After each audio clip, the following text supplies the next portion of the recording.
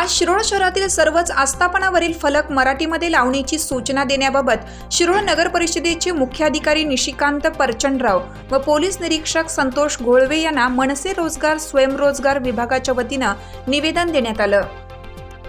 निवेदनामध्ये सर्वोच्च न्यायालयाच्या निकालाप्रमाणे व महाराष्ट्र दुकाने व आस्थापना अधिनियम 1961 च्या नियम 6 अन्वये नोंदणी करताना सर्वच आस्थापनावरील फलक हे मराठीत असणं बंधनकारक असून शिरोळ शहरामध्ये कित्येक आस्थापनावर इंग्रजीमध्ये फलक असल्याचं दिसून येत आहे।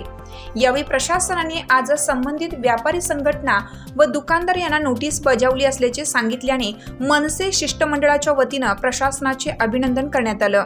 पण 25 डिसेंबर 2023 पर्यंत जर मराठी पाट्या झाल्या नाहीत तर मात्र मनसे स्टाईलनं खळखट्याक आंदोलन छेडू व त्यानंतर जर कायदा व सुव्यवस्थेचा प्रश्न निर्माण झाला तर त्याला प्रशासन जबाबदार असेल असा इशारा देण्यात आला।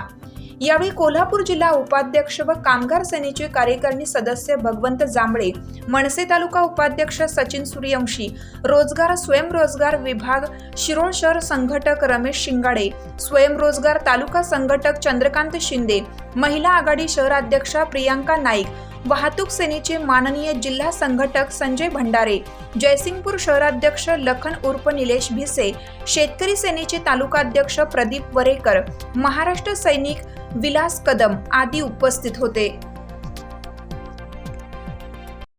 चालू घडामोडींचे अपडेट्स जाणून घेण्यासाठी आपल्या हिरकणी न्यूज चॅनलला सबस्क्राईब जरूर करा, लाईक करा, कमेंट करा आणि शेअर करा। बेल आयकॉनवर प्रेस करा आणि नोटिफिकेशन्स मिळवा।